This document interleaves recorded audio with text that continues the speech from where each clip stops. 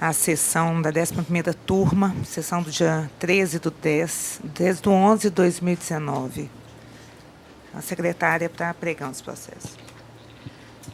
Então, sendo retirados de pauta de relatoria do Dr. Mauro César Silva, processo número 20 da pauta, é o 10.795, dígito 76. E da pauta do Dr. Vitor Salino de Moura Essa, está sendo retirado de pauta o número 40, processo 12.172, dígito 19.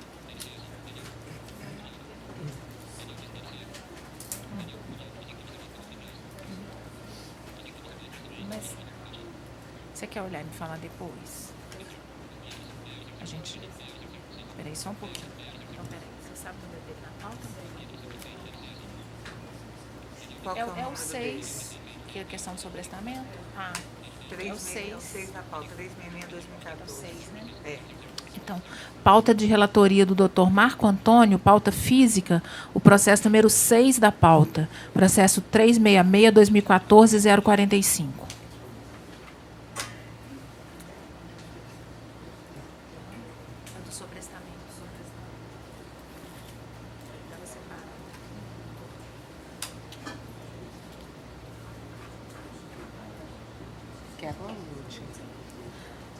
Eu vou passar a palavra ao Ministério Público. Rapidamente, cumprimento a presidenta dessa igreja turma, desembargadora Juliana, demais desembargadores, professor. Perdão, gente, esqueci de desligar. Eu só gostaria de fazer um anúncio que o desembargador aposentado Pepe está compondo a banca examinadora de procurador do trabalho, um concurso em âmbito nacional, primeira etapa, o que muito nos honra de ter conseguido levar um desembargador aqui, de Minas Gerais, desse TRT, terceira região, tão aquilatado, para compor conosco, especificamente comigo, a primeira etapa de nosso certame. Então, cumprimento aí o desembargador aposentado Pepe por ter nos dado essa honraria. Cumprimento também a doutora Juliana por estar agora na presidência dessa turma, o que muito honra a sociedade em geral e ao gênero feminino em especial, pela forma firme, porém, ao mesmo tempo muito educada e aquilatada, que sempre conduziu os trabalhos. Meus cumprimentos aí à desembargadora Juliana. Muito obrigada, doutora. Os parabéns também por você estar compondo a banca examinadora mencionada, assim como o desembargador Pepe.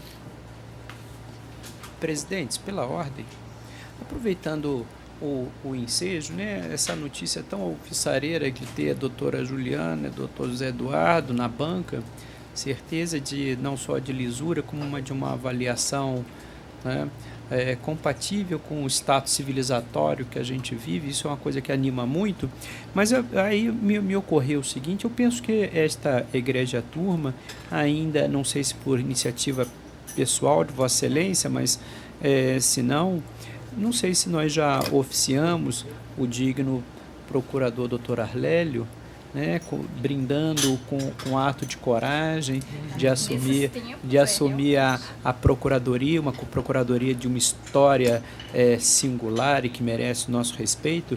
Então, eu requeiro que Vossa Excelência se digne oficiar ao nosso digno procurador-geral regional e também a toda a equipe que assume nesse momento de intensa preocupação e que temos convicção que está em boas mãos, que Sua Excelência faça uma gestão muito venturosa, muito eficiente, muito profícua, junto àquele órgão que nos desperta a nossa maior admiração.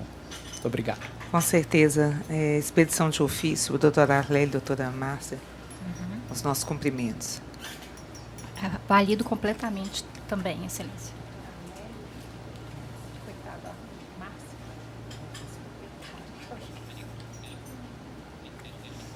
Está bem entregue.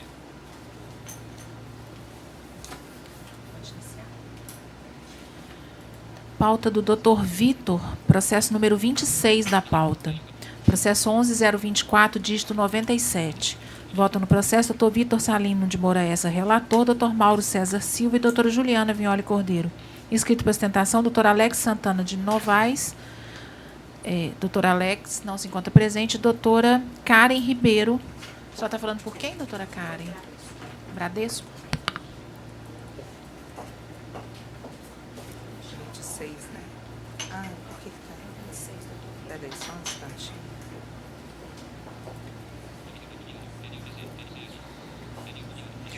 Doutor Vitor, quer adiantar a proposta? Sim, pois não. Eu peço um pouco de paciência aos integrantes do colegiado, é um pouquinho extenso, mas vamos a ela porque baliza a sustentação. É no sentido de conhecer do recurso interposto pelo reclamante, rejeitar a preliminar suscitada e dar-lhe parcial provimento. Para acrescer a condenação ao pagamento de diferenças entre o salário básico pago ao autor e aqueles fixados no PCS instituído pelo HSBC em 1998 para os empregados de nível 18, calculando-se a partir de abril de 98, com observância dos reajustes convencionais posteriores já concedidos, mas com efeitos pecuniários somente a partir do marco prescricional, deferindo os reflexos em horas extras, férias com um terço, gratificação de função, 13º, FGTS e PLR. Quero dizer que não há de se falar em repercussões sobre os descansos semanais remunerados, porquanto se trata de verba de valores mensais que já remuneram tais repousos. O provimento ainda determina o pagamento pelo reclamado dos honorários advocatícios ao sindicato assistentes, no percentual de 10% sobre o valor líquido da condenação. Prefeito de cálculo das contribuições previdenciárias, nós estamos indicando aquelas de natureza salarial, mas ainda, seja corrigido conforme a súmula 200 do TST mais a OJ 400 da SBDI 1, que a correção monetária incidirá a partir do mês subsequente da prestação de serviço, e aí eu invoco a súmula 381 na fundamentação, e que a correção vai se dar até março de 2015 pela TR e a partir daí IPCAE, também referendado pela súmula 73 deste egrégio regional. O valor da condenação ora é fixado em 20 mil, com custo de 400 a cargo do reclamado. É a proposta de voto que trago para vossas excelências. A doutora tem a palavra. Excelentíssimos senhores desembargadores, desembargadora presidente, demais presentes colegas, uma boa tarde. Inicialmente, gostaria de pedir vênia ao voto do ilustríssimo desembargador, para chamar a atenção a alguns pontos que foram destacados, inclusive observados pelo julgador de primeira instância, no sentido de que, inicialmente, de âmbito de conhecimento público, notório, e também comprovado nos autos pela documentação apresentada pelo banco, que nem mesmo o HSBC, nem mesmo o Banco Bradesco possuem planos de cargo e salário. O que ficou demonstrado é que existia alguns documentos na época de parâmetro para referidas promoções.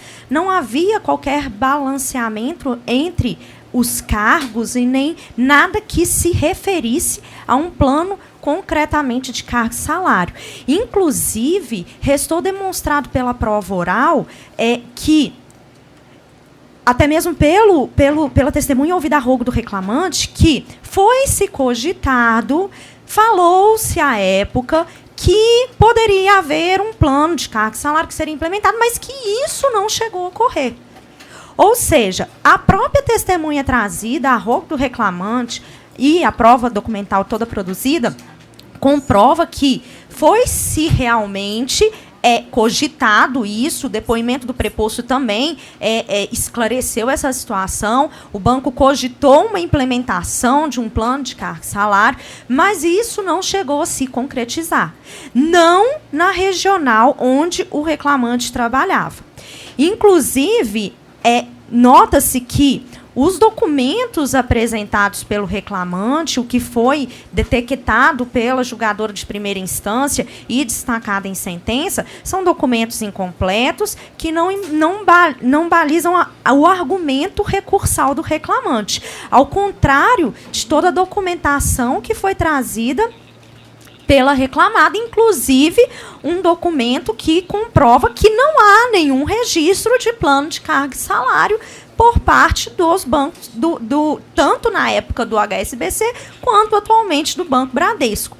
Ressalto ainda, inclusive, que tendo em vista ser um documento unilateral que existia naquela época, que foi utilizado como embasamento para o requerimento das diferenças salariais pelo reclamante, e que o mesmo sofreu modificação à época de 1998, inicialmente eu destaco a referida prescrição do direito, qualquer que seja ele, do reclamante, ainda que se cogite um direito. Isso porque a súmula 294 do Colênio do TST, ele fala o seguinte, que tratando-se de ação que envolva pedidos de prestação sucessiva decorrente de alteração do pactuado, a prescrição é total, exceto quando o direito à parcela assegurada esteja também assegurado em preceito de lei. Ora, não há nenhum preceito de lei que assegure o pedido do reclamante. O que havia, e ele tenta colocar essa questão, ainda que ele cogite que esse documento que ele trouxe para requerer essas diferenças salariais fosse realmente um plano de carga e salário, aquele foi modificado em 1998 e não tem embasamento legal para ele. Trata-se de um documento unilateral, não havendo, então, cabimento de se ignorar a prescrição que deve ser declarada nesse ato, mantida a sentença de primeiro grau. Ultrapassada a questão da prescrição, eu reitero essa situação de que o reclamante ele alega, traz um documento que não é um plano de carga e salário, a fim de tentar confirmar uma tese de que o banco possui esse plano de carga e salário, o que foi frustrado na prova oral, o que foi frustrado a tentativa probatória dele de existência de um plano de carga e salário, foi frustrado até mesmo na prova oral. Os documentos apresentados pelo banco comprovam que esse documento nunca existiu, que isso nunca existiu. Ainda o seguinte, eu vou destacar peço Vênia para rapidamente ler o trecho da testemunha ouvida. Ele disse assim, que no período que trabalhou para o HSBC, a partir de 1998, começou a germinar a ideia de melhorar o quadro com a implementação de um plano de carga e salário, mas este não chegou a ser implantado no período em que o depoente trabalhou, que na área da pessoa jurídica o plano não chegou a ser implantado, não sabendo se chegou a ser implantado para outros cargos, que foi cogitado em alguns outros estados. Esse plano chegou a ser implantado, que ouviu comentários que em algumas localidades alguns empregados chegaram a receber salários em virtude desse plano. Mas aqui na localidade, ou seja, na cidade onde o reclamante prestou o serviço, no plano não chegou a ser implementado, ou seja, esse plano nunca existiu. Portanto, não há de forma alguma, data máxima vênia, a decisão antecipada do ilustríssimo desembargador, que se falar em um pagamento de diferenças salariais em razão de um suposto plano de carga e salário. Ainda não haveria como apresentar o documento requerido pelo reclamante, até mesmo porque, desde o momento do processo, lá na contestação, a reclamada veementemente vem dizendo que esse documento inexiste. Ora, se esse documento inexiste, como se aplicar uma punição por não apresentação desse? O que a reclamada fez, que lhe cabia o ônus, é comprovar que esse documento não existe, apresentando as certidões que foram apresentadas de não existência de plano de carga e salário. Então, ela se desincumbiu do ônus de comprovar efetivamente que aquela alegação de que não existe um plano de carga e salário estava embasada na documentação juntada. Portanto, peço vênia, nesse sentido, para que seja mantida a decisão de primeira instância, para que seja julgado totalmente improcedente o pedido do reclamante, mantida a sentença, bem como a não condenação ao pagamento de honorários. Friso, inclusive, que o reclamante não mais está representado pelos seus advogados iniciais, houve uma nova procuração e uma nova assunção de procurador no processo, que não foi nem comprovado se mantém-se a questão vinculada a sindicato ou não, né? Houve essa troca de advogado no processo e, portanto, eu peço para que seja mantida a sentença de improcedência. Doutor Vitor. A sustentação é exuberante, né? Nos impressiona firmemente. Mas o que ocorre nos autos, o que está comprovado aqui é que se o EHSBC não queria, que não tivesse oferecido. A proposta em matéria jurídica obriga o proponente. É ele que anuncia, não é o reclamante, não. É o banco que anuncia que tem um plano de cargo e salário, é um banco que promove com base no plano de cargo e salário, a testemunha confirma, os documentos vêm, de modo que eu mantenho com muita convicção integralmente o voto, sendo destacando que, evidentemente, que a parte que está prescrita vai ser inservível em termos de proveito econômico. Estou declarando aqui a prescrição e mantendo integralmente o voto. Doutor Mauro. Eu também ouvi atentamente a doutora, analisei esse processo e eu não estou vendo no que discordar do relator, né? Tudo foi examinado, eu estou inteiramente de acordo. Eu também estou acompanhando a proposta de voto, até foi mencionada a questão da inexistência do plano de cargos e salários, e o ilustre relator ele também aborda no sentido de que não teria havido o necessário, o registro, não necessário, mas o registro, mas sim a divulgação. Então, o plano, eu também fiquei convencida de que o plano, efetivamente, ele foi noticiado, ele existiu, tanto assim que foram comprovados aumentos, né, salariais com base nele. Eu estou vendo se tão somente no tocante à contradita. E assim se decide por maioria, doutora Roberta. Obrigada, boa tarde. Boa tarde. Não ganhou não, mas abafou, viu, doutora? Vai em paz. Com certeza. Pauta ainda do Dr. Vitor, número 42 da pauta. É um pedido de preferência. Processo número 24600, dígito 29. Votam no processo Dr. Vitor Salino de Moraes, relator, Dr. Mauro César Silva e doutora Juliana Vignoli Cordeiro. Inscritos para sustentação, doutor Eduardo de Oliveira Trindade. A senhora está falando pelos recorridos, doutora? Pelos agravados. Pela Neila? Isso, Neila e Luiz Evangelista E Peixoto. Luiz Evangelista.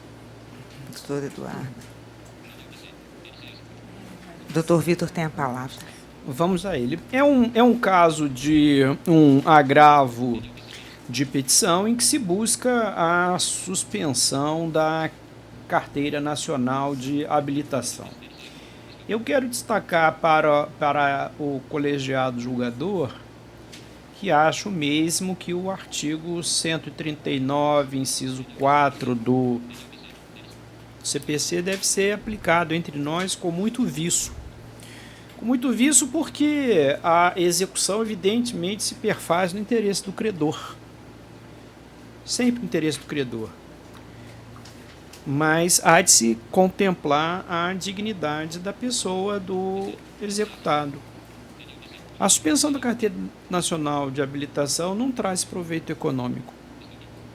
É um documento de identidade e eu, ponderando esses valores, entendo que a dignidade da pessoa, mesmo quando devedor, se sobrepõe ao interesse creditício. Então, por essa razão, eu estou conhecendo e negando provimento ao agravo. Doutor Roberto Eduardo tem a palavra. Cumprimento a todos, na pessoa da ilustre presidente, ilustre representante do Ministério Público, aos inquietos julgadores, doutor Paulo Roberto, que nos assiste, aos nobres advogados e servidores também.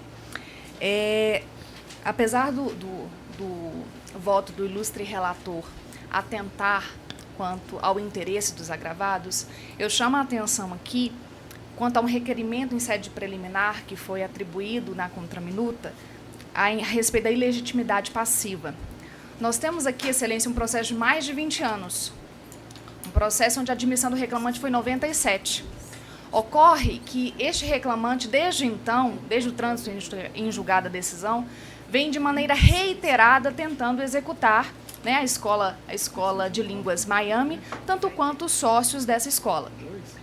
Ocorre que desde o ano de 93, data esta em que foi constituída a sociedade, tanto a Neila Evangelista Peixoto quanto seu marido Luiz Evangelista Peixoto deixaram a sociedade no ano de 93. sendo a Neila, se eu não me engano, no mês de maio e sendo o Luiz Evangelista no mês de dezembro de 93. Ocorre que a admissão do reclamante se deu apenas em 97, ou seja, praticamente 3 anos após a dissolução de sociedade e a venda das cotas tanto da Neila quanto do Luiz ao sócio principal. Então, por 20 anos, de maneira reiterada, vem sendo executados sócios que não merecem nem estar no polo passivo dessa demanda. E ocorre que toda vez que tenta-se executar, executa-se os sócios lá de 93 e não o verdadeiro sócio que ficou e permaneceu na sociedade, que permaneceu na Escola Miami. Então, por 20 anos, eu peguei agora este processo, porque hoje eles residem na cidade de Garopaba, no Rio Grande do Sul, e por 20 anos eles vêm sendo acometidos por diversas decisões judiciais. Até mesmo houve um levantamento de alvará de uma penhora de Bacenjude na primeira instância no ano passado, em dezembro de 2018, sei que não convém, porque vai ser matéria da primeira instância, mas que foi penhorada a conta deles, sócios que não fazem mais parte da sociedade e que vêm sendo executados reiteradamente porque o nome continua no polo passivo. Apesar de ter decisões deste tribunal, apesar de ter decisões de primeira instância que já confirmaram, que foram juntados inclusive os documentos juntos com a contraminuta, que eles não faziam parte da sociedade, portanto, não possuem legitimidade para poder responder à demanda. Ocorre que por todo esse período de execução, tem sendo que pagar até mesmo honorários a diversos advogados. Eu agora que estou pegando este processo, mas outros advogados já patrocinaram esse caso, e tendo que ter gastos de uma decisão que está lá quase 20 anos atrás, já decidido, já transitado em julgado, e assim, vem causando diversos transtornos a executados que nem deveriam ser executados. Portanto, eu peço que seja analisada essa questão da ilegitimidade passiva desses executados e que seja definitivamente excluídos da lide, para que não gere mais essa confusão, que não gere mais transtorno e nem prejuízo a executados que não fazem parte e não fizeram parte deste processo. Porque já foi, desde a primeira instância, já veio para o tribunal, já transitou em julgado e já ficou confirmado em todas as instâncias que eles não têm legitimidade para estar no polo passivo. Sendo então, o voto atende, vamos dizer, em parte, essa questão dos agravados, né, pela não suspensão da CNH, porque realmente acredita-se até mesmo que fere o direito de ir e vir e a dignidade da pessoa humana, mas pede-se também que sejam declarados ilegítimos passivamente, vamos dizer assim, e que seja excluído da lide de uma vez por todas, tanto a Neila Evangelista Peixoto quanto o Luiz Evangelista Peixoto. Os documentos comprobatórios da dissolução de sociedade estão no processo e podem ser examinados. Os IDs estão comprovados e citados na contraminuta. É o que pede e se agradece. Só um esclarecimento, essa questão que a senhora ventilou da ilegitimidade, a senhora arguiu em contraminuta? Sim, está na contraminuta. Pois é, não, eu sabia disso, mas é só para ter certeza que a contraminuta não está sendo nem conhecida. Exatamente. Essa é a questão, viu, senhora presidente, eminentes julgadores. Primeiro que não é dado à parte fazer esta formulação em sede de contraminuta. Então, o que está sendo aqui, em matéria recursal, o princípio que nos informa é do tanto apelato quanto devoluto. A única matéria que foi devolvida a esta corte em sede de agravo foi exclusivamente a possibilidade da apreensão ou não da carteira de trabalho, da carteira nacional de habilitação. Essa outra matéria já foi apreciada anteriormente, eu estou aplicando o artigo 876 e não dela conhecendo em sede recursal. Doutor Mauro. Eu também estou inteiramente de acordo com o voto, e eu acho que, me perdoe esse arrobo, mas eu acho que essa questão que a doutora sustentar, ela deveria ter sustentado por um agravo de petição, e não na contraminuta que sequer foi conhecida, né? Então estou inteiramente de acordo com o voto. A questão é processual, puramente processual. O doutor já esclareceu que acabou de entrar nesse processo, né, como representante da parte. Então, também entendo que há impossibilidade de apreciação da matéria da forma como ela foi ventilada. Então, a decisão é unânime, doutora, nesse sentido, tá? De qualquer forma, eu agradeço e será manifesto em primeira instância para requerer a exclusão da lente. Muito Obrigada. É porque realmente já chegou já bem tardiamente em minhas mãos, então Está bem não tinha explicado. muito o que Boa se fazer. tarde. De qualquer modo, agradeço.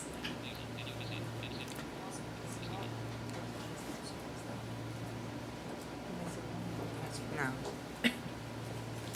Próximo. Vi. Próximo é a pauta da doutora Juliana, número 47 da pauta. Processo 11.732, dígito 82. Votam no processo doutora Juliana Vignoli Cordeiro, relatora, doutor Marco Antônio Paulinelli de Carvalho e doutor Vitor Salino de Moura S. Inscrito para sustentação, doutor João Batista Pacheco Antunes. Doutor João Batista não se encontra presente. Pauta do doutor Mauro, processo número 11 da pauta. Processo 10.384, dígito 50. Votam no processo doutor Mauro César Silva, relator, doutora Juliana Vignoli Cordeiro, doutor Marco Antônio Paulinelli de Carvalho. Inscrito para sustentação, doutor Marcos Castro Batista de Oliveira, que não se encontra presente. Pauta do doutor Vitor, processo número 18 da pauta. Processo 10.655, dígito 24. Votam no processo doutor Vitor Salino de Moura Essa, relator, doutor Mauro César Silva e doutora Juliana Vignoli Cordeiro. Inscrita para sustentação, doutora Graciela de Mato Gonçalves. A senhora está falando pela Aviação Rio Doce, Sim. doutora? Doutor Vitor tem a palavra. Boa tarde, doutora. A nossa conclusão é no sentido de conhecer do recurso ordinário e negar-lhe provimento. A doutora tem a palavra. Eu gostaria de aguardar a divergência, porque se não houver, não vou tomar o tempo de Vossas Excelências. Doutor Mauro.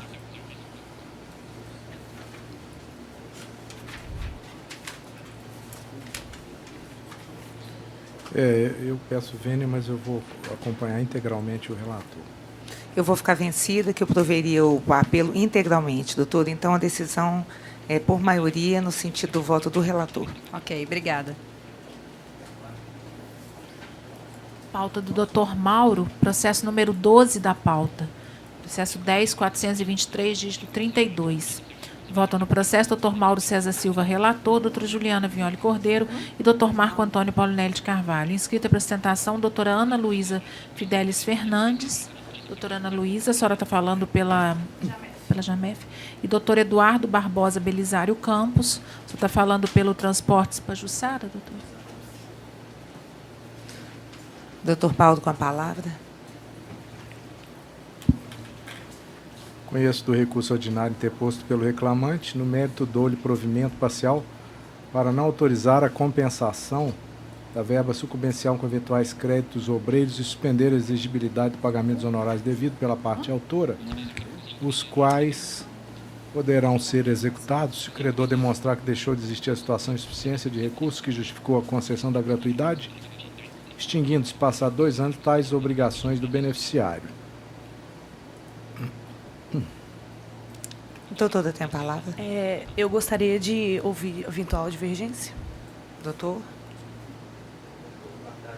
Também aguardar? Bom, a minha divergência é apenas no tocante aos honorários advocatícios, que eu proveria totalmente no sentido de excluir a condenação. Desembargador Paulinelli. Eu acompanho o voto do relator. Então, prevalece o voto do relator por maioria. Obrigada. Boa tarde. Boa tarde.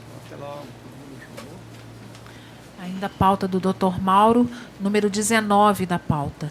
Processo 10.715, dígito 13.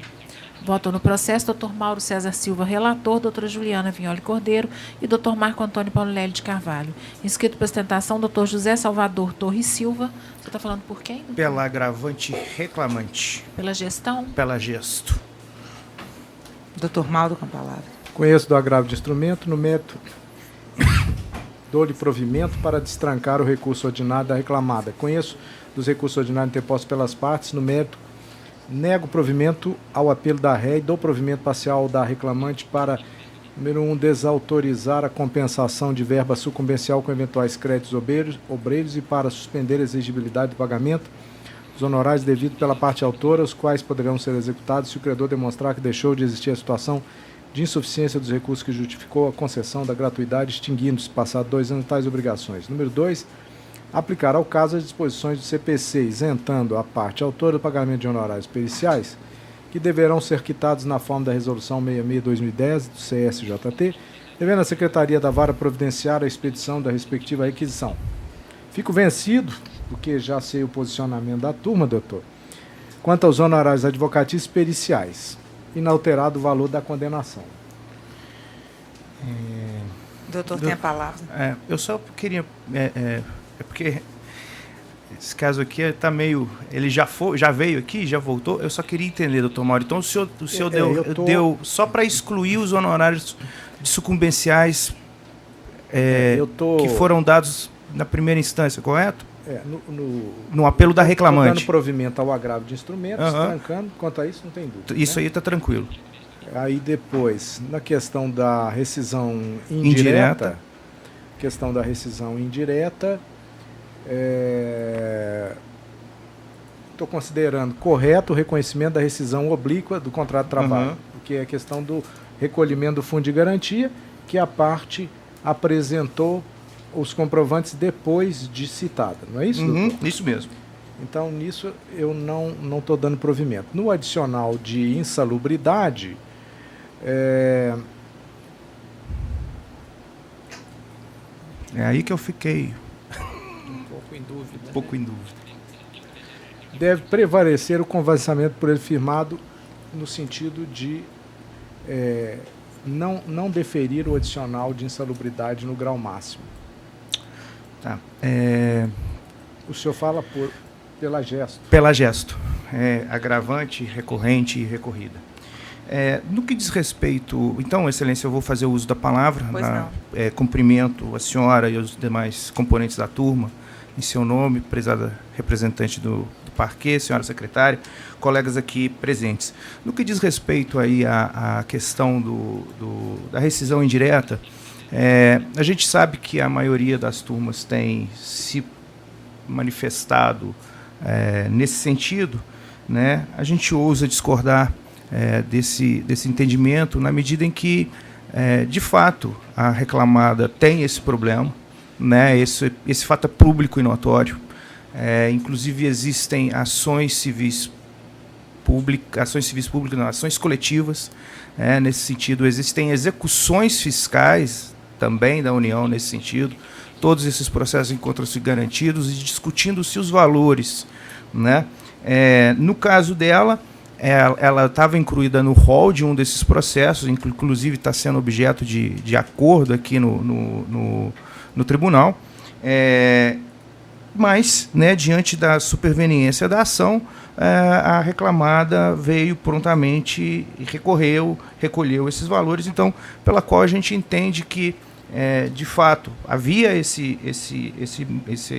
problema, né, era notório, o que não justifica, mas, diante do pagamento, né, a gente entende que deveria se prestigiar o princípio da continuidade da relação de emprego.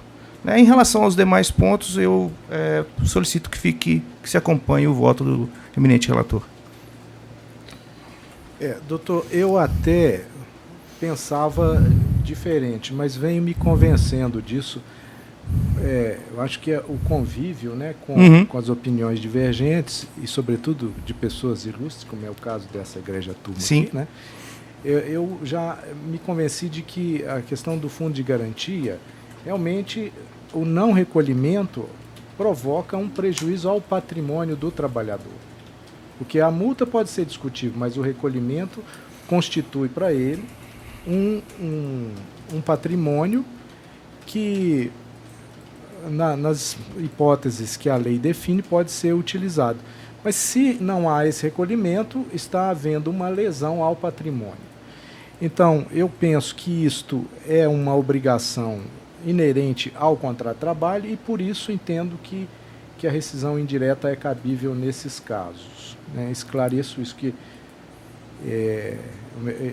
eu acho que evoluí para esse ponto de vista. Então, eu peço vênia para manter... Eu sei que esse problema da gesto é antigo, até porque a minha esposa, por exemplo, fez residência no Hospital Belo Horizonte e a gesto foi uma tentativa de salvar o hospital. Continua sendo uma tentativa. Eu conheço esses problemas já de longa data. Uhum. E, infelizmente, os casos pontuais são assim, né? Não, perfeito, excelência. Só porque tem que cumprir com o meu dever legal. Bom, eu vou ficar vencida quanto aos honorários advocatícios, assim como o relator, né? Prevalece o voto médio quanto a esse tema, e eu vou ficar vencida também no tocante à rescisão indireta. E desembargador Paulinelli. Acompanho o relator. Assim se decide, doutor. Excelências, muitíssimo obrigado e desde já bom feriado. Obrigada, doutor, também. Mas a senhora está vencida em relação aos honorários? É porque eu deputaria, eu não condenaria. Ah, sim. Nós estamos cada um numa ponta. Não daria nem a suspensão, não daria nada. Não, eu não condenaria. Entendi. E na É rescisão? uma ponta. Tá, e na rescisão? Só FGTS eu não dou. Tá bom, vou saber também.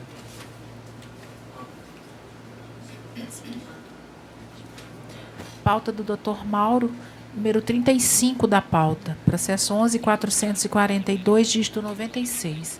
Voto no processo, Dr. Mauro César Silva, relator, doutora Juliana Vignoli Cordeiro e Dr. Marco Antônio Paulinelli de Carvalho. Inscrito para sustentação, Dr. Sérgio Fernando Pereira Pinho Tavares, que não se encontra presente, e doutora Moana Papini Reis. Você está falando por quem, doutora? Pelas séries. Doutor Mauro.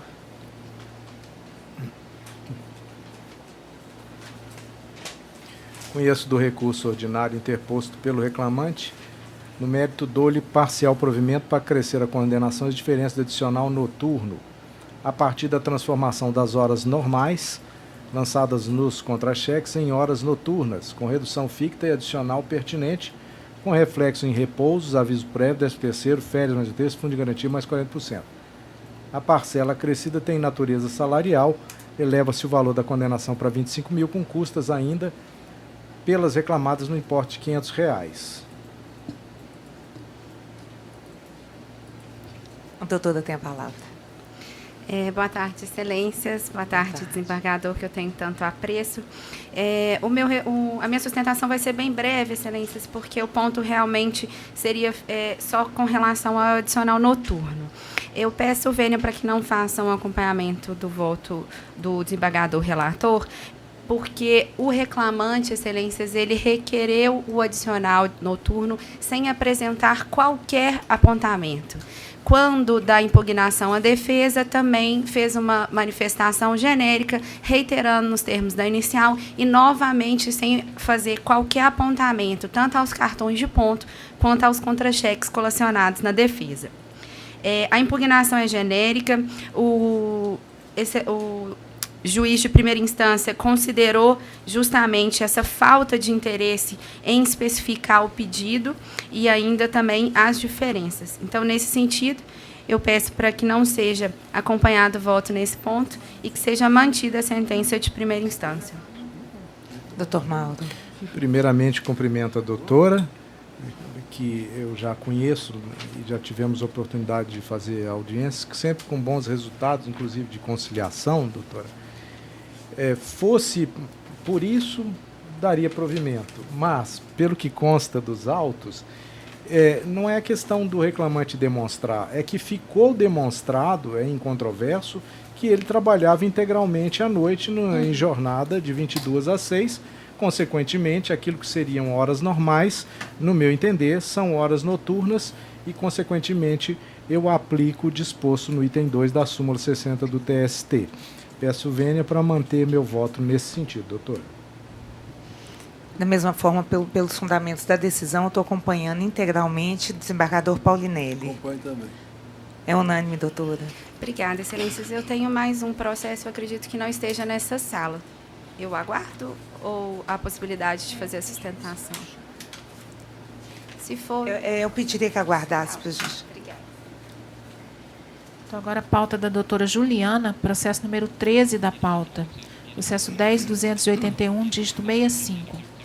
Vota no processo doutora Juliana Violi Cordeiro, relatora, doutor Marco Antônio Paulinelli de Carvalho e doutor Vitor Salino de Moura Essa. Inscrito para sustentação, doutora Cláudia Magalhães Souza. Ela está falando pela concessionária, doutora Cláudia? Exatamente. Eu conheço os recursos ordinários aviados pelas reclamadas e, no mérito, nego o provimento aos apelos. A doutora tem a palavra. Muito obrigada. Excelentíssima senhora desembargadora presidenta dessa igreja turma, na pessoa de quem cumprimento os outros desembargadores que também a compõem, ilustre representante do Ministério Público aqui presente, senhora secretária, demais colegas. Com a devida vênia, não obstante o voto proferido, a segunda ré vai insistir nos argumentos recursais apresentados, notadamente, e destaco a preliminar em que ela pede que não seja utilizado como base condenatória o testemunho ouvido em primeiro grau pelo autor.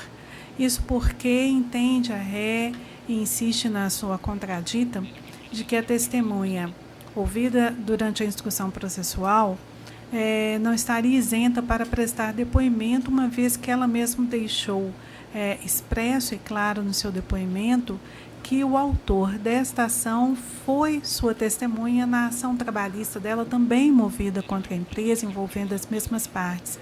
E entendendo aqui com a devida vênia que não seria somente o caso de ser uma testemunha que teria ingressado na justiça contra o mesmo empregador e envolvendo também a segunda ré, mas sim que haveria aqui, infelizmente, ao ver da recorrente, uma troca de favores e, por isso, ficaria maculado o testemunho prestado pela testemunha trazida aos autos para ser ouvida pelo autor, motivo pelo qual pede que seja acolhida essa preliminar para se dar guarida ao pedido da contradita e afastando qualquer condenação que tenha sido calcada com base no depoimento dessa testemunha.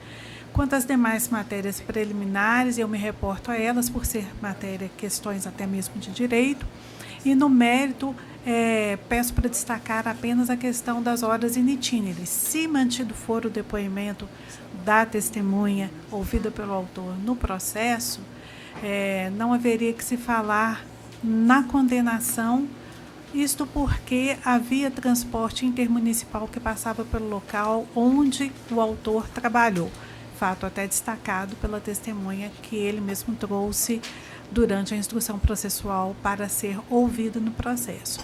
Por esse motivo, entende-se que não estariam presentes ali os requisitos da súmula 90 para condenação e, se ultrapassado esse entendimento, haveria aqui também a aplicação da nova redação do artigo 58 da CLT trazida pela reforma trabalhista.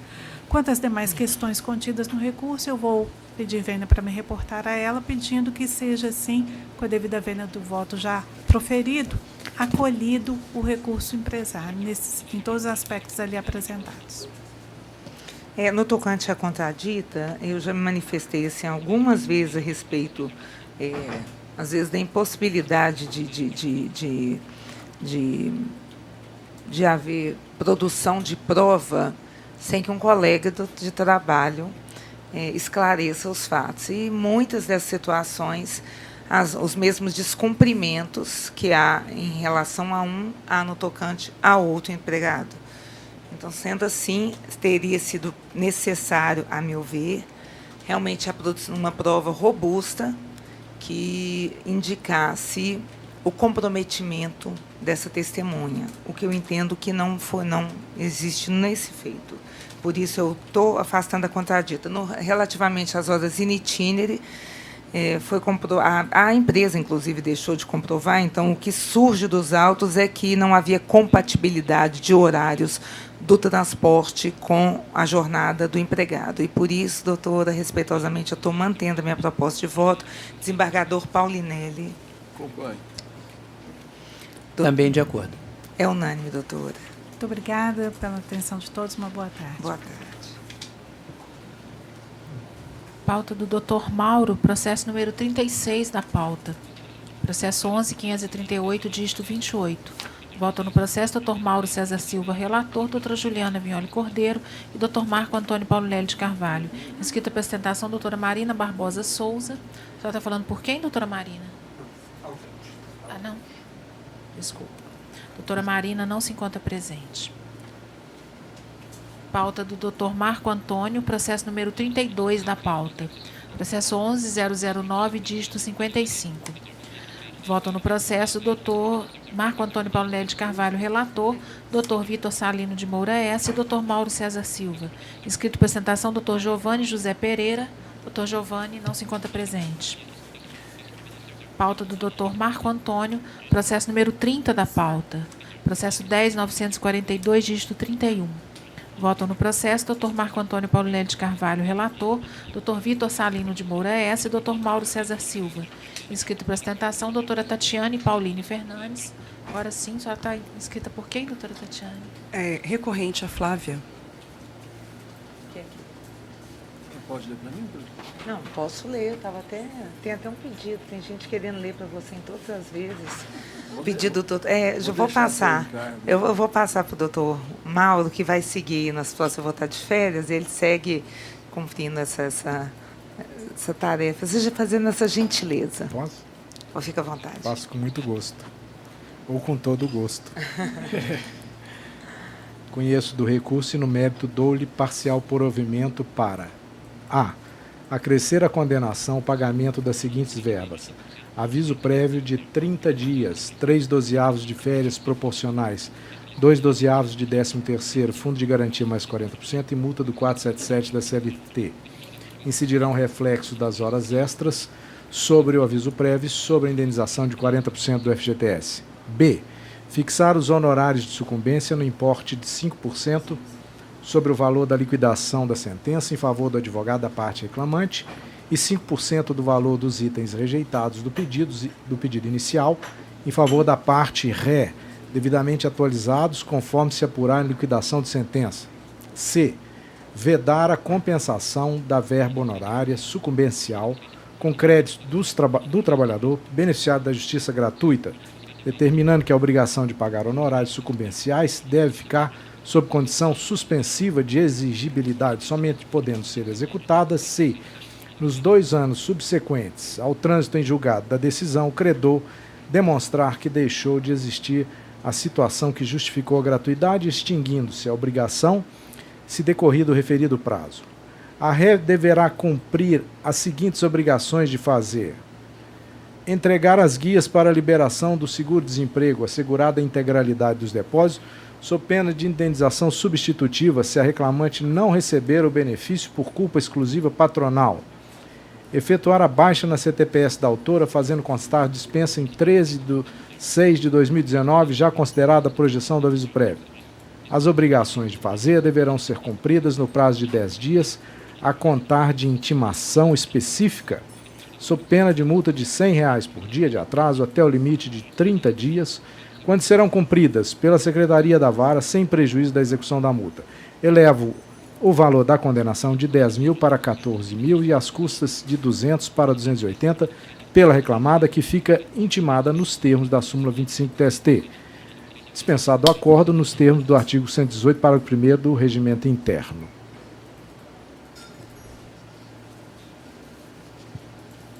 Doutora Tatiana tem a palavra. Tendo em vista que o eminente voto proferido pelo relator atende em tudo o recurso, eu aguardo eventual divergência.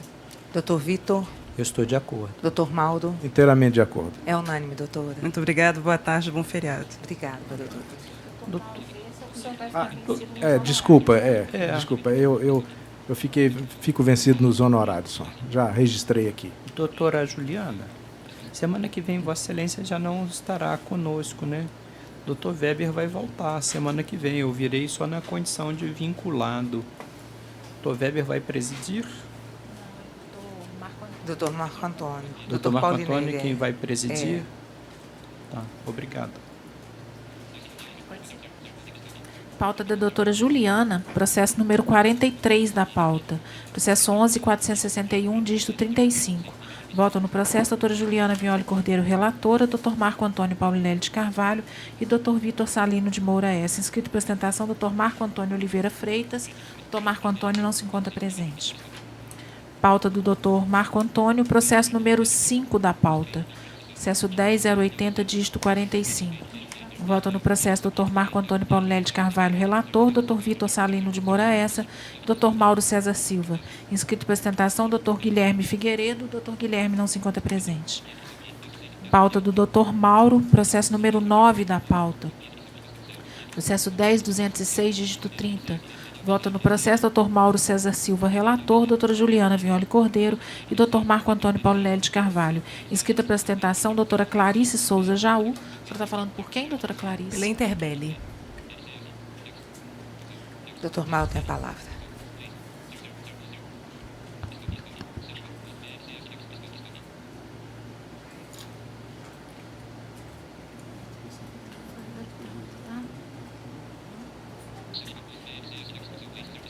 Eu só vou registrar que, como eu sei o posicionamento da turma, tem questão que eu já me coloquei vencido aqui, doutor.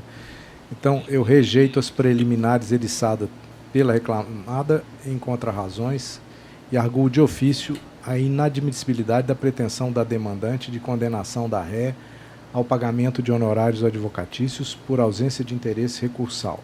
Conheço de ambos os apelos em relação às demais matérias, no mérito, nego provimento ao recurso da ré e provejo parcialmente o da autora para majorar o valor da indenização por danos morais para R$5.000. Nesse aspecto, fico vencido porque eu manteria a decisão de origem, aumento o valor da condenação para R$5.000 com custas pela reclamada no importe de R$100. Obrigada, excelência. Doutora, tem a palavra. Muito obrigada. Boa tarde a todos, excelentíssimos senhores desembargadores, ilustres representantes do parquê, demais presentes e servidores presentes. Eu vou ser sucinta, apesar da matéria ser extensa. Com relação ao recurso da reclamante, resta nítida a intenção dela em, inicialmente, inovar a matéria em sede recursal com relação ao desgaste do veículo, uma vez que isso não foi pedido na inicial, tendo se tratado tão somente com relação a aluguel e depreciação do veículo pelo uso, não merecendo ser conhecido nesse sentido, bem como ajuntado de documentos nessa fase, por não ser cabível. Com relação à justa causa, restou confesso, inclusive bem comprovado através de testemunhas, o total conhecimento das supervisoras de campo da empresa com relação às regras da empresa, quanto a lançamentos de venda das revendedoras para atingimento de metas, de modo que, de forma deliberada, a reclamante realmente confessou, inclusive, que infringiu as normas instituídas na empresa, desde a contratação, já de conhecimento de todos, pelo que não há que se falar em reversão da justa causa aplicada, pois robustamente comprovado. O acúmulo de funções da mesma forma, tendo em vista que restou comprovada que as atividades desenvolvidas sempre se deram da mesma forma, do início ao fim do contrato, a alegação de que a cobrança seria um acúmulo de função não se aplica ao caso, tendo em vista que é comprovado que a forma com que ela se refere à cobrança não é aquela cobrança de call center, enfim. Se tratando de atividade inerente à de supervisora, a questão do aluguel do veículo, da mesma maneira, não há que se falar em aluguel, tendo em vista que o veículo poderia ser usado para fins pessoais, era uma opção para facilitação do serviço, dentre outras coisas, e recebia também o ticket car, que poderia auxiliar não só no combustível, como na própria manutenção do veículo, restou também totalmente comprovado. Devendo ser mantida a sentença com relação a esses aspectos, no entanto, com relação ao dano moral, entende a recorrente reclamada que, ainda que tenha havido a prova no sentido de que a senhora Juliana dizia palavras não adequadas ou desnecessárias, diríamos assim, em momentos de reunião, ela não se dirigia a ninguém, era uma forma infeliz e rude com relação a cobrança, mas daí ensejar indenização por assédio moral, a reclamada entende está um pouco distante disso. O poder diretivo realmente foi praticado de uma forma rude, mas o que não caracterizaria um assédio moral, não caracterizaria a obrigação de reparar financeiramente dizendo. Então, pugna pela reforma nesse sentido, a desconsideração dessa confirmação de assédio moral, pugnando pela reforma do julgado nesse sentido. Obrigada. Doutor Mauro. O resultado atende a senhora até Sim. fala de questões que estão sendo mantidas aí. A única questão que eu acho relevante de mencionar aqui é a questão do assédio moral. Se ela fazia isso com 30 pessoas, são 30 pessoas que podem ajuizar a ação ou até mesmo haver uma ação civil pública, uma ação coletiva, enfim, uma medida mais... Porque não é possível tratar uma equipe do modo que essa senhora Juliana tratava. Isso ultrapassa o limite do incentivo, do desafio e entra no campo da humilhação, da diminuição e de criação de problemas. Então, eu peço vênia, mas a prova dos autos autoriza pelo menos a manter. Mas, como eu disse, pelo que eu percebo da turma, a turma quer condenar até mais. E é o caso. Exatamente. Eu fiquei vencida quanto ao acúmulo de funções. Eu entendo que ele restou comprovado e, na minha opinião, não é afastada... Essa caracterização não é afastada pelo fato de o acúmulo sempre ter acontecido. Se foi contratado por uma função, exercer mais de uma função, se exerceu o tempo todo, isso não descaracteriza o acúmulo. Então, eu vou ficar vencida nesse ponto, e no tocante ao valor indenizatório, eu condenaria em R$10 mil, por entender que uma das questões, das questões relativas à indenização, ela diz respeito a um caráter preventivo, vamos dizer assim, e pedagógico. E isso, obviamente, tem que levar em consideração tanto as consequências dos atos praticados, assim como capacidade econômica, valor do salário, quanto à capacidade econômica da empresa. Eu chamo atenção para o capital social em torno de R$40 milhões, eu fixaria os danos morais em R$10 mil. Então, estou vencida quanto ao acúmulo de função e majoraria os danos morais para R$10 mil. Desembargador Paulinelli. Eu vou acompanhar a divergência parcial quanto ao valor do dano moral, fixando em 10 mil também. Então, eu fico vencida quanto ao acúmulo. O relator então, por maioria, o Ministério Público está pedindo a palavra. Excelentíssima desembargadora presidenta da turma, demais desembargadores, dignos servidores, senhores e senhoras advogadas, eu peço cópia do acórdão para a abertura de NF, notícia de fato. Só esclarecendo que NF não significa nenhuma condenação prévia ao início de um inquérito para verificação da amplitude da lesão.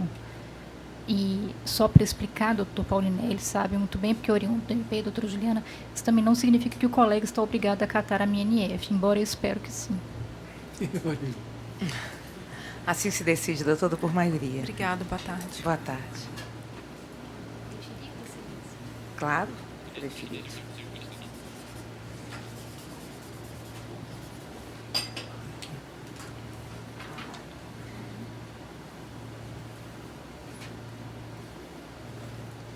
Pauta do Dr. Vitor, processo número 11 da pauta, processo 10.338, dígito 51.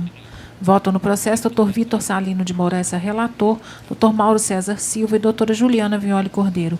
Inscritas para sustentação, doutora Érica Regina de Oliveira, o pessoal está falando pelo agravado Geraldo Luiz Majeste, e doutora Luciana Nacur Lorentes, pelo MPT. Doutor Vitor. Conheço e nego, senhora presidente. Doutor Luciana, tem a palavra.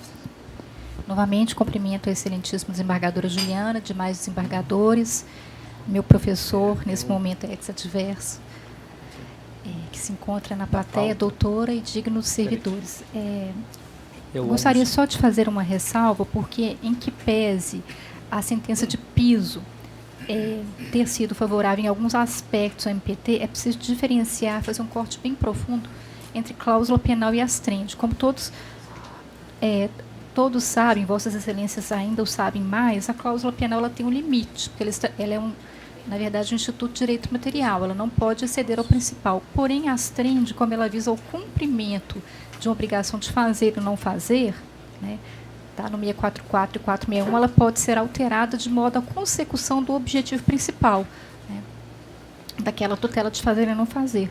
Então, o que nós pleiteamos nessa execução foi justamente a aplicação do 536 para que a obrigação principal seja cumprida, ou seja, que o Sindifer não indique advogado, seja de forma direta, datíssima vênia, doutora, seja de forma indireta, através dos escritórios de Majeste Vieira, Gema Advogados Associados, advogados para os membros da categoria e passem a cobrar datíssima vênia valores absurdos de honorários advocatícios. Isso foi objeto de uma ação civil pública e nós obtivemos a obrigação de fazer ou não fazer com a astrende correlata, mas não foi suficiente para o fim colimado. Então, pelo 536, pelo 461, 644, é possível sim que a astrende exceda, entre aspas, a obrigação principal, porque ela não é quantificável. Então, diferenciando aí cláusula penal de astrende, nós entendemos sim que o juízo da execução pode a todo tempo não só aumentar, mas também diminuir a astrende. Então, o que a gente pede aqui é que essas astrendes sejam aumentadas para que seja dado cumprimento ao acordo feito na ação civil pública 00442-28-2008-503-0059, lá nos idos de 2008, para que o Sindifer cumpra a sua obrigação constitucional do artigo 8º de dar assistência aos membros da categoria, mas sem, datíssima vênia, nos expoliar. À época da ação civil pública, nós percebemos e conseguimos provar que tinham honorários que eram praticamente a retenção do valor das verbas dos reclamantes, chegamos a 40%, 50%, 60%. Fizemos esse acordo judicial, as próprias varas do trabalho, todas as varas do trabalho, tanto primeira, segunda, de governador Valadares, em 7 juízos diferentes, denunciaram o descumprimento desse acordo. Eu acredito que está muito bem provado isso, de uma forma transversa. Os advogados do sindicato, Rogério Maeste Vieira, Geraldo Luiz Majeste, principalmente Gema Advogados Associados, que são advogados do sindicato, eles passam a cooptar, com perdão da palavra, esses clientes sem a rubrica do Sindifer e estão advogando da mesma forma e cobrando honorários advocatícios absurdos, em descumprimento transverso ao acordo judicial homologado, que, vale lembrar, é coisa julgada material. Então, nós pedimos, sim, que seja majorada a astrende, de modo que a consecução da obrigação de fazer, que é o telos principal, tanto da ação principal quanto dessa execução, seja feito de modo a dar cobro a essa obrigação de fazer e não fazer. Quanto às contrarrazões, eu já antecipo que nós entendemos que são descabidos da datíssima vênia os recursos dos ex-adversos, porque tratou-se de uma decisão interlocutória. Então, pela inteligência da velha súmula 214 do TST, nós entendemos que não deveriam ser conhecidos os recursos dos ex-adversos. Desculpa tomar o tempo de Vossas Excelências. Muito obrigada, desde já. Doutora, tem a palavra. Boa tarde a todos, que eu cumprimento na pessoa da presidente. Ouso divergir do seu entendimento, peço vênia. Inicialmente, no nosso agravo, a gente está ericiando a preliminar da incompetência absoluta da Justiça do Trabalho, uma vez que o acordo, que é o objeto da execução, ele foi feito para vedar a cobrança dos honorários enquanto os advogados estavam atuando como substitutos processuais. Na medida em que essa execução visa a entrega de documentos dos advogados, da Gema Advogados, enquanto advogados individuais, a Justiça do Trabalho é incompetente porque cobrança, que é uma obrigação de pagar, as outras demais obrigações de fazer ou não fazer, de dar, também deveriam ser todas na Justiça Estadual e não na Justiça do Trabalho. Caso ultrapassada essa preliminar, nós entendemos que merece ser provido o nosso agravo, porque a gente vai verificar algumas irregularidades, sejam essas de nível infraconstitucional como constitucional.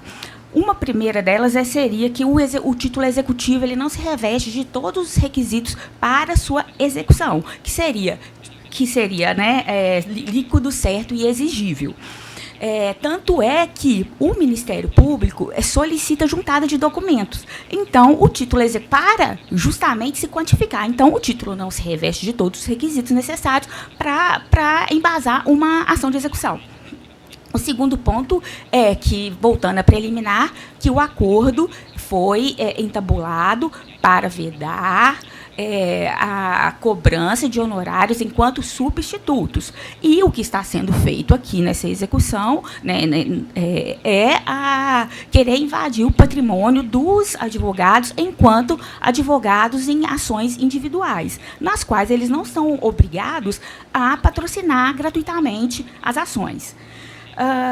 A gente entende que, se o Ministério Público quer realmente averiguar o cumprimento, deveria ter entrado com uma ação própria, que seria de exibição de documentos, aonde seria dado aos executados aqui uma dilação probatória e seria garantido o direito à defesa, ao contraditório, porque numa ação de execução, realmente a matéria é muito restrita. Então, está sendo vedado esse direito a eles. E bem como o do livre exercício do trabalho e da profissão, porque está querendo a juntada de documentos dos advogados enquanto militando em ações individuais.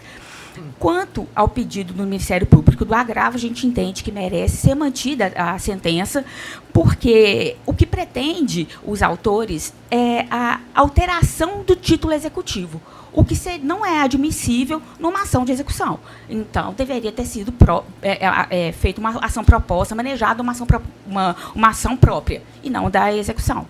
Então, a gente pede provimento do nosso agravo e o desprovimento do agravo do Ministério Público. Boa tarde, muito obrigada. Doutor Vitor. Cá entre nós, eu estava aqui pensando, né? Estava a doutora Luciana rendendo merecidas loas aqui ao ínclito advogado Topalo Cifuentes, cujo talento e o muito que serviu a esta especializada transborda sua condição atual de advogado. Eu ainda o vejo como presidente desta casa. Sua liderança está mantida. Aí doutora faz alusão a seu longevo e muito meritório magistério, né? E aí eu estava pensando na situação da pobre da advogada, né? Ele sentadinho olhando, né? Para ver se a senhora vai bem. Falei, ô vida ingrata. Vai ser mantido o meu emprego. Mas a senhora foi bem. A senhora foi bem. Ele deve estar orgulhoso. Certamente ele admira muito Vossa Excelência, como nós também a admiramos. Mas ele está torcendo para a doutora. Eu tenho cá para mim que ele está torcendo para a doutora. Pela pessoa, né? Foi o nosso parágrafo. Estou torcendo por isso aí de rebaixamento. Que já é muito, hein? Haja torcida. Olha aqui, mas voltando à nossa questão de fundo, eu refuto com muita veemência a alegação da incompetência, porque se discute exatamente matéria derivada de título constituído sob a égide da Justiça do Trabalho, né? E o título, tanto o título existe que segue produzindo efeito, né? Então, também, sob esta angulação, a alegação da parte é refutada. Agora, eu penso que chega uma hora que é preciso pôr fim à demanda, né? Os fatos subsequentes, embora tenham muita pertinência com o que foi deliberado, e foi deliberado numa sede transacional, né, já com o fito de resolver um problema que transborda os interesses do sindicato, cuida dos interesses de toda a categoria. Essa questão ética é grave, mas realmente não somos censores do mundo, não vamos resolver os problemas do mundo. Doutora ainda foi falar que o Ministério podia fazer isso, que não dá ideia, doutora. Aí, sei lá, se vem ou não vem outras demandas, né?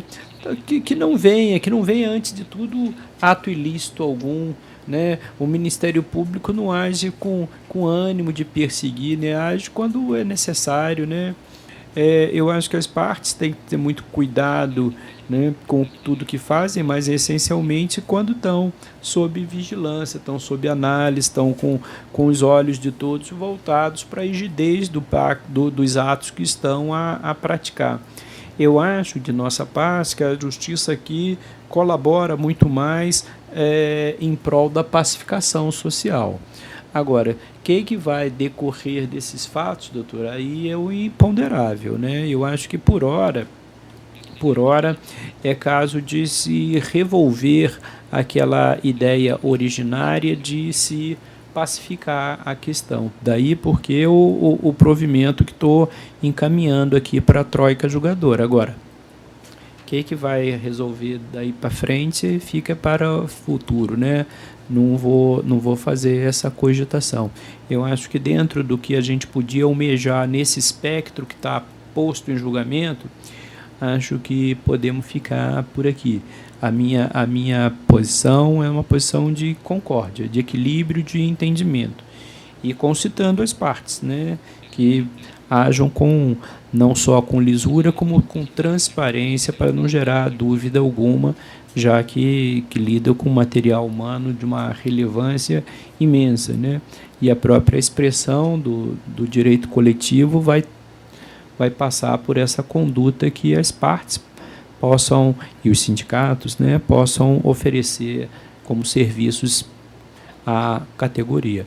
Eu mantenho o voto respeitosamente, brindo com muito gosto, com muita admiração a manifestação da doutora Luciana, plena de juridicidade, como de costume, mas proponho que a nossa solução seja em prol da pacificação das partes. Doutor Mauro. Eu também ouvi a doutora, recebi o doutor Paulo, a quem também eu rendo minhas homenagens, e tudo que eu disser a mais vai ser ocioso, porque realmente o doutor Paulo é uma referência. Então, eu recebi o memorial, mas, por hora, eu não vejo razão para discordar do relator.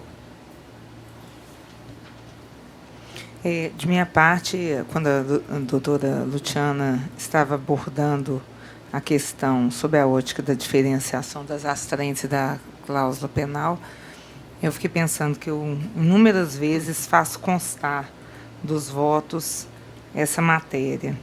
Agora, no caso específico, estamos tratando de um acordo que foi celebrado.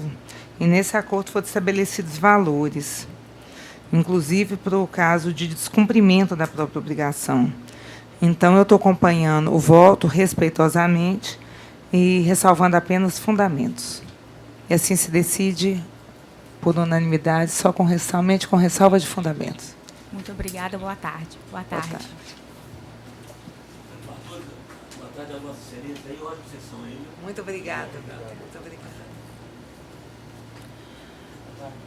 Pauta do Mas é uma distinção, né, doutora Juliana? É uma distinção que tem uma pertinência enorme. É preciso. Eu estava lembrando daquele voto de semana passada que a gente distingue aquele caso da moça de senhora, né, de Juiz de Fora, que queria manter o plano de saúde, a distinção, que transporta também. Essas distinções que Vossa Excelência, que tem uma inteligência invulgar e uma habilidade para escrever que é digna de nota, que faça. Eu acho que precisamos ainda de aclarar essa questão para um público ampliado, né? São distinções marcantes, importantes, né? Quem sabe no próximo número da revista do nosso regional Somos Brindados, fica o estímulo aqui para Vossa Excelência trazer esses de forma um pouco mais ampla e exauriente esses argumentos para nos orientar a todos, né? Com certeza. Pauta do Dr. Vitor, número 28 da pauta. Processo 11.096, dígito 89. Votam no processo Dr. Vitor Salino de Moura. de Moraes, relator, doutor Mauro César Silva e doutora Juliana Vignoli Cordeiro. Inscrito para apresentação, doutora Moana Papini Reis. A senhora está inscrita pelas séries, né, doutora? Doutor Vitor tem a palavra. Doutora Moana, sabem que Moana significa assim todo o oceano profundo. É assim, doutora? Sim. É um nome que já vem intenso da origem. Bom para advogada, né, doutora? Sim, Advogada, principalmente quando tem muitas sobrinhas que adoram o filme também, que eu o bastante filme, sucesso agora. O filme eu penso que é um pouco mais recente do que o seu batismo. Mas a intensidade persiste, né? A intensidade persiste. A nossa conclusão é conhecer o recurso ordinário interposto pela reclamada e dar-lhe parcial provimento, para determinar que o adicional de insalubridade incida sobre o salário mínimo, viu? Ou o valor da causa fica mantido por compatibilidade. É o voto, senhora. Doutora tem a palavra. Boa tarde, novamente, excelências. O presente recurso, excelência, visa a reforma do julgado que condenou a empresa ao pagamento de adicional de insalubridade sobre a inclusão da súmula 448 do TST. A discussão, no caso, seria em razão de limpezas de banheiro da fábrica Fiat. Foi feito um laudo pericial, onde o perito constatou que ele fazia limpeza de banheiros de grande utilização, que se enquadraria como sendo banheiros públicos. E que também ele fazia recolhimento de lixo e equiparou ao recolhimento de lixo urbano. Em que pese todo o respeito desse perito, que inclusive é bem nomeado na comarca de Betim, a empresa não concorda com esse entendimento por alguns motivos, excelências. O primeiro deles é que a própria súmula do TST, no item 1, determina que a atividade deve estar enquadrada na NR15. O anexo 14, ele não coloca atividade de limpeza de banheiros como sendo atividade insalubre. Ele determina que seja a limpeza de galerias e tanques de esgoto ou lixo urbano. A empresa informou, durante a diligência pericial, que ele fazia a limpeza de apenas um banheiro e 2 vestiários. Banheiros e vestiários esses que, antes de fazer a manutenção, que seria secagem de pia, fazer a limpeza do chão, reposição dos materiais e insumos do banheiro, havia sido já higienizado pela equipe de lavação. Ou seja, ele somente faria a manutenção dos banheiros e vestiários. Além disso, ficou constatado também, durante a diligência pericial, que o recolhimento de lixo é feito simplesmente com dar um nó no saco de lixo. Ele não tem um contato direto com as substâncias inseridas na lixeira, até mesmo porque a limpeza do lixo urbano ela se define pela limpeza de vias onde há animais mortos, alimentos em putrefação, o que não ocorre no caso específico. Outro ponto, excelências, que a empresa também solicita a reversão da sentença de primeira instância é que foram acostados ao processo 13 laudos de prova emprestada, onde nesses 13, entre outros, mas nós sempre limitamos um pouco para não estender demais o processo, nesses 13 laudos foram feitas as mesmas avaliações, nos mesmos banheiros, nos mesmos galpões, e esses 13 outros peritos não constataram a insalubridade por agente biológico. O que nos chama bastante atenção, excelência, é essa insegurança jurídica, tendo em vista uma súmula genérica que não comporta, não quantifica o que seria banheiro coletivo de grande circulação. Então, aqui, o que a recorrente solicita é que seja analisado que ele fazia a limpeza de apenas um banheiro. No laudo pericial, a fotografia do banheiro não é um banheiro grande, são banheiros masculinos, onde a grande maioria é mictório. Excelências, é um banheiro onde a utilização de vaso turco, me perdoem explicar um pouco melhor, mas o vaso turco é aquele que não há louça. Então, o próprio lixo é inserido na louça, não há lixeiras grandes nos banheiros. Então, o que também retiraria essa necessidade de fazer o recolhimento de lixo intenso dentro da fábrica. Além disso, excelências, o reclamante sempre utilizava os EPIs como luvas, objetos com hastes afastando o corpo do funcionário, avental, botas impermeáveis. Então, todos os EPIs, equipamentos que pudessem proteger o corpo dele de qualquer contato com qualquer substância que gerasse a insalubridade. Então, nesse ponto, a recorrente vem requerer a reforma da sentença de primeira instância, afastando o adicional de insalubridade, tendo em vista que a própria súmula que embasa a condenação determina que não apenas a constatação da insalubridade por laudo, deve haver a indicação da atividade na ANR pelo Ministério do Trabalho, que não acontece no caso. Então, sem mais, Alice. Doutor Vitor tem a palavra. Em resumo, é que os rapazes da Fiat Automóveis são limpinhos. É isso. Mas não é tanto assim, viu, doutora? São limpinhos, mas não é essa coisa toda, não, porque essa matéria é uma matéria tão interessante. Eu ainda me lembro do eminente ministro José Roberto aqui entre nós, e ele, quando juiz desta corte, começou, né, num caso em que eu participei. Era um caso de alguém que fazia higienização do banheiro do Central Shopping.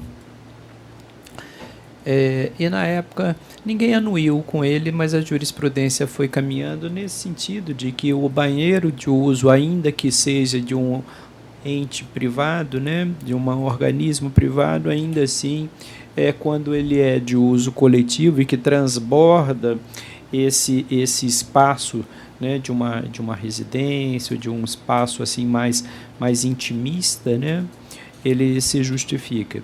E o número de trabalhadores no ambiente aqui da parte realmente é incrível, né, e se equipara por todas as formas a um banheiro público.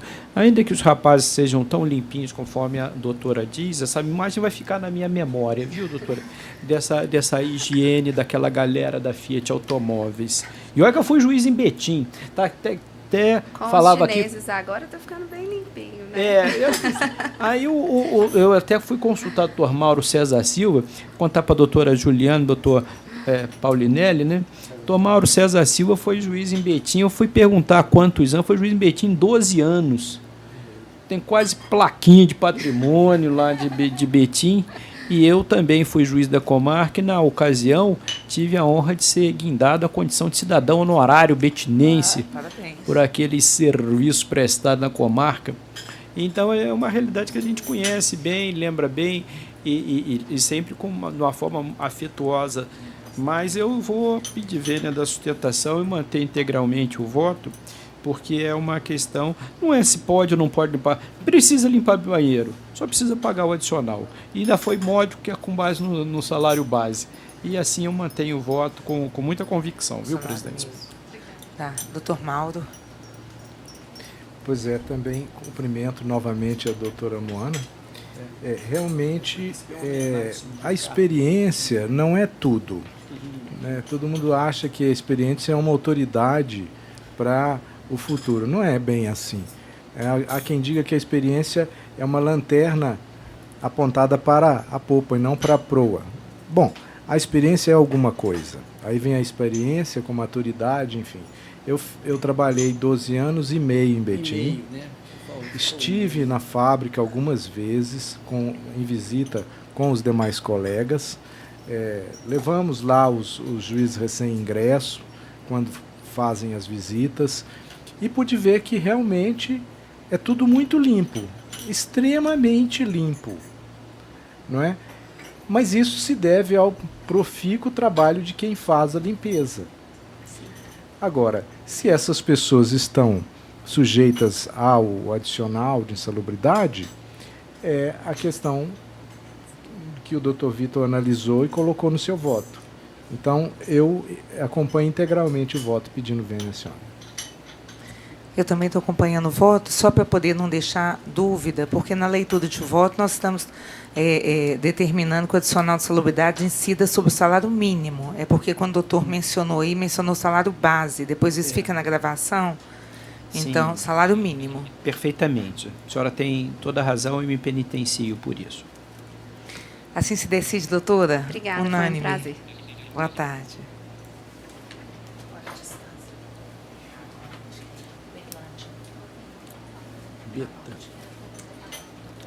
É um oceano. Aí, doutor Mauro, viu? Doutora Juliana, 12 anos de Betim, hein? Não é pouco, não. Não, só não é. Eu perguntei aqui secretamente. Só não é porque tinha um contemporâneo lá, né? Dr. Maurílio Brasil, lembra dele, que já é jubilado hoje, e ele ficou lá uma eternidade. Mas o Mauro diz que é o vice-decano daquela jurisdição. Pauta agora do desembargador Paulinelli. Isso, pode apregoar? Pode apregoar. A gente passa por a sustentação à distância, Foro de Uberlândia, pauta do Dr. Marco Antônio, processo número 6 da pauta. É o 10.108, dígito 86. Votam no processo Dr. Marco Antônio Paulinelli de Carvalho, relator, Dr. Vitor Salino de Moura Essa e Dr. Mauro César Silva. Inscrito para sustentação, Dr. Tiago César Silva Ferreira. Ele está falando pelo agravante aqui, inscrito pelo agravante Valdevino Cesarotti, e Dr. Paulo César Monteiro, aqui em causa própria. Opa, obrigado, sim. Está no mesmo...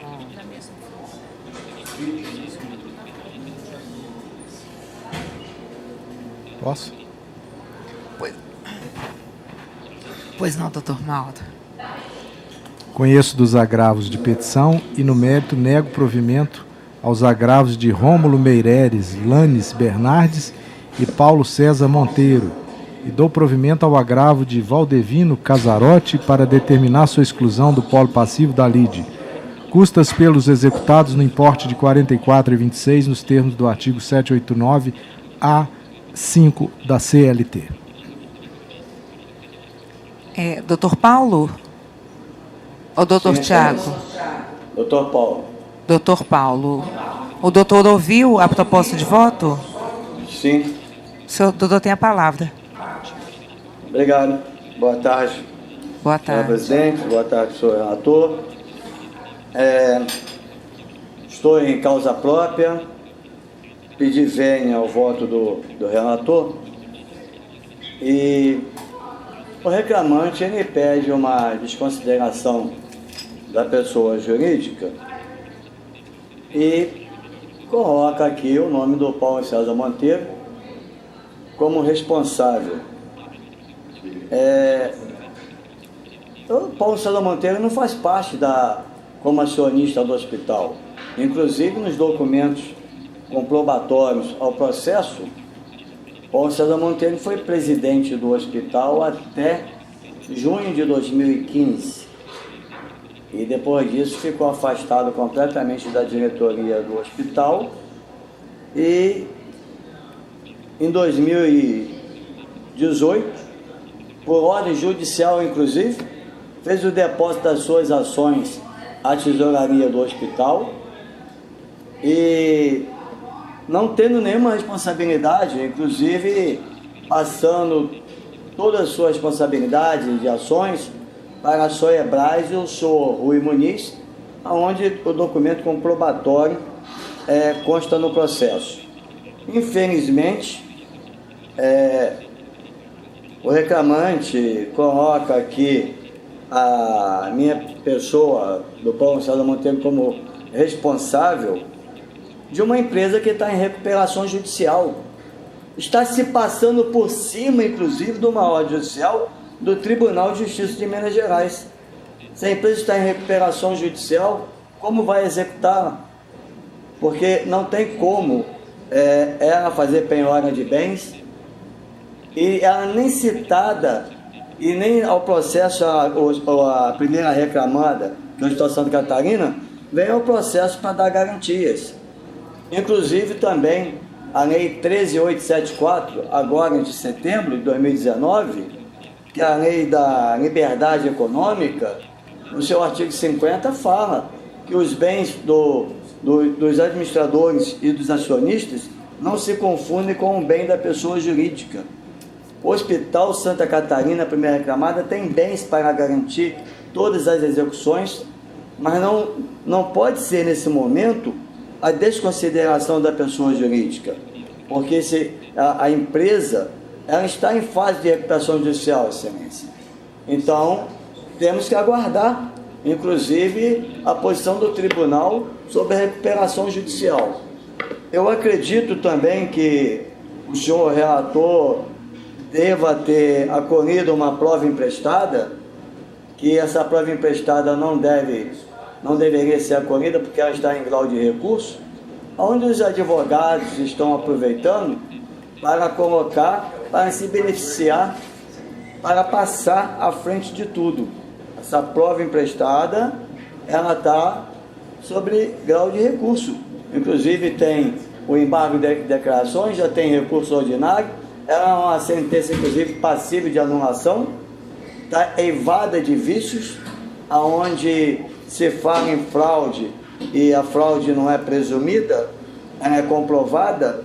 O juiz Acó, que proferiu a sentença, fala em indícios, em achismo, que não existe, mas eu gostaria de pedir a máxima vênia ao voto do relator, porque eu não posso ser responsabilizado, desculpe me colocar como eu, porque eu estou como em causa própria, responsabilizado por dívida de terceiro, onde eu não faço mais parte, não frequento a assembleia, não tenho decisões nenhuma no hospital.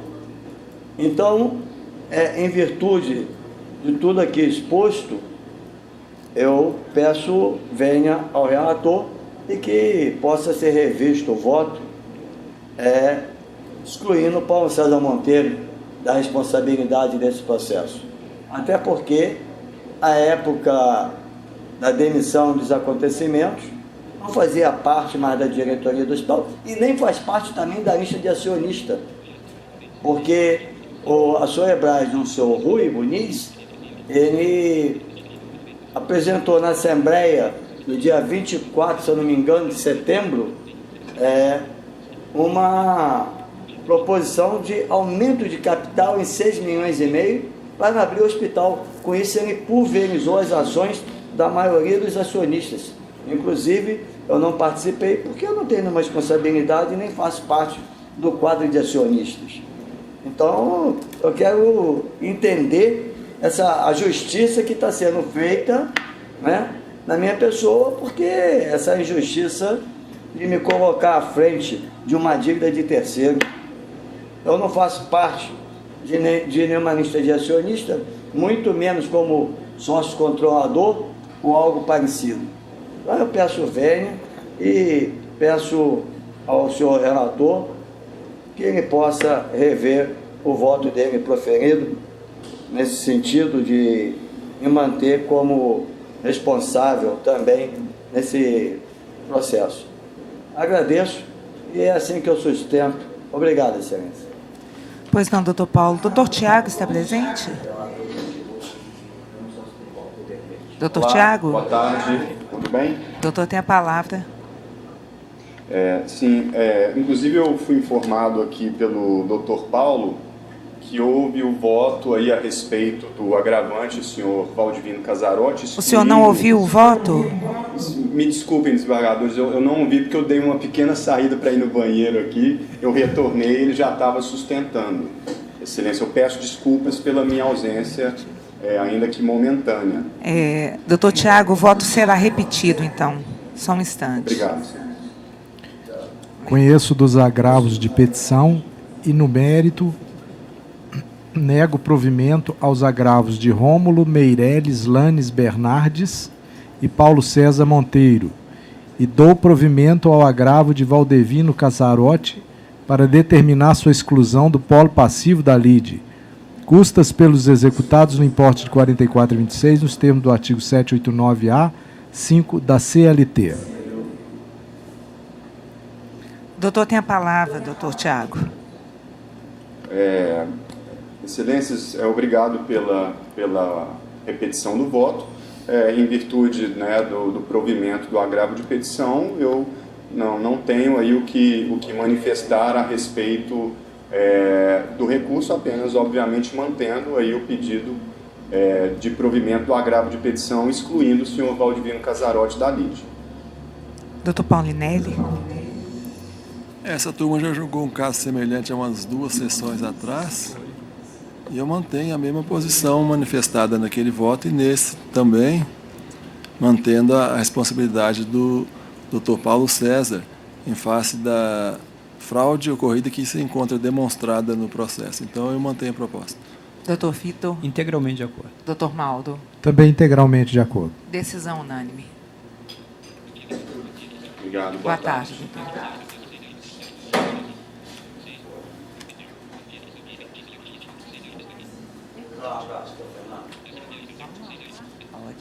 Então, ainda no foro de Uberlândia, pauta do Dr. Mauro César. Esse é Juiz de Fora. Desculpe. Então, a pauta do Dr. Mauro César, processo número 31 da pauta. Processo 11.190, dígito 78. Votam no processo Dr. Mauro César Silva, relator, doutora Juliana Vignoli Cordeiro e Dr. Marco Antônio Paulinelli de Carvalho. Inscrito por ostentação, Dr. Fernando Souza Lélio Júnior, aqui inscrito pela reclamante. Doutor Mauro tem a palavra. A minha conclusão é de conhecer do agravo e no mérito negar-lhe provimento. Esse é o meu voto. Mas... Voto adaptado? Não, porque se eu vencer totalmente, a redação vai... Já estou dando fácil. Pode indicar voto de Eu li essa conclusão, mas a conclusão vai ser outra. Pois é. Por favor. Então, só um minutinho, deixa eu só ver aqui, porque vai ser a conclusão do Dr. Marco Antônio, não é isso? Exatamente. Então, a conclusão será: conheço do agravo de petição interposto pela exequente, no mérito dou-lhe provimento para rejeitar a exceção de pré-executividade e determinar o prosseguimento da execução. Custas no montante de 44,26 na forma do caput, inciso 4 do artigo 789-A da CLT pelos executados, vencido o relator. É exatamente isso. O doutor tem a palavra. Excelências, eu vou aguardar eventual voto divergente. A conclusão atende, a gente pede justamente o prosseguimento da execução e a exigibilidade do crédito.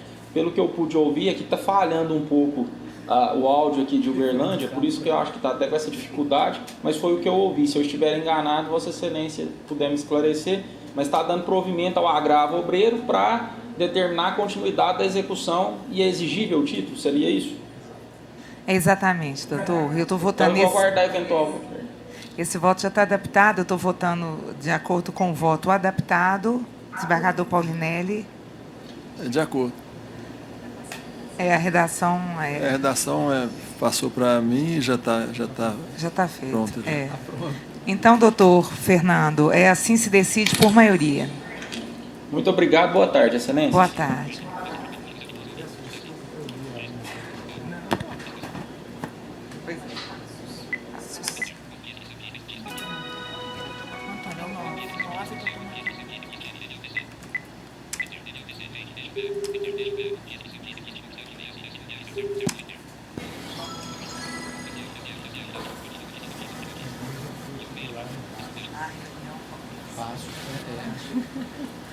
Eu estou doido para perguntar uma coisa para a presidente, mas é só depois que eu perguntar. Essa digna presidente é Então, agora a gente passa para o foro de Passos, pauta do Dr. Marco Antônio, processo número 9 da pauta, processo 10.220, dígito 38. Vota no processo Dr. Marco Antônio Paulinelli de Carvalho, relator, Dr. Vitor Salino de Moura S. e Dr. Mauro César Silva. Inscrito por ostentação, Dr. Luiz Paulo Rezende Lopes, aqui inscrito pela Ré. Dr. Paulinelli? Eu estou conhecendo dos recursos no mérito, negando-lhes provimento.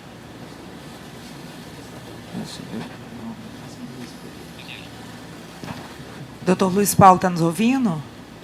Sim. O doutor tem a palavra. Boa tarde. Boa tarde.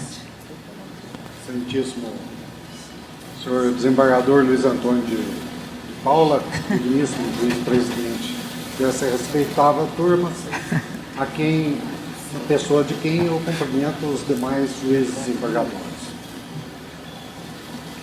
Trata-se de reclamação trabalhista, onde a empresa reclamada foi condenada ao pagamento de adicional de insalubridade. Com a devida vênia, ouso discordar do excelentíssimo doutor Marco Antônio Paulinelli de Carvalho, digníssimo juiz desembargador e relator deste feito.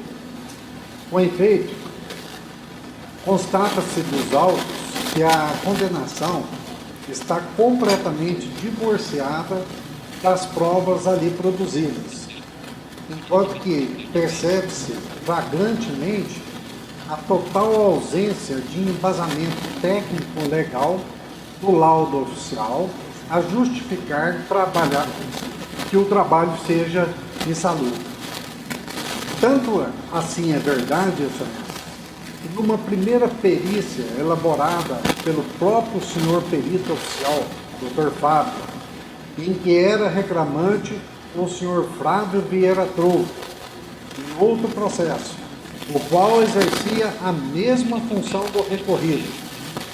Este mesmo perito não reconheceu a atividade de soldador como sendo insalubre, por conta dos agentes agora apontados em seu laudo. Vejam, excelências, que as atividades desenvolvidas pelo reclamante sequer há qualquer manuseio com óleo mineral que a NR13 está a exigir. Depois, tem-se que o senhor perito sequer apontou quais seriam as fontes geradoras de névoas oleosas. E mais, há provas técnicas contundentes nos autos, elaboradas inclusive por engenheiro químico especializado, afirmando que o óleo utilizado no processo de solda sequer é mineral, mas sim vegetal, à base de coco.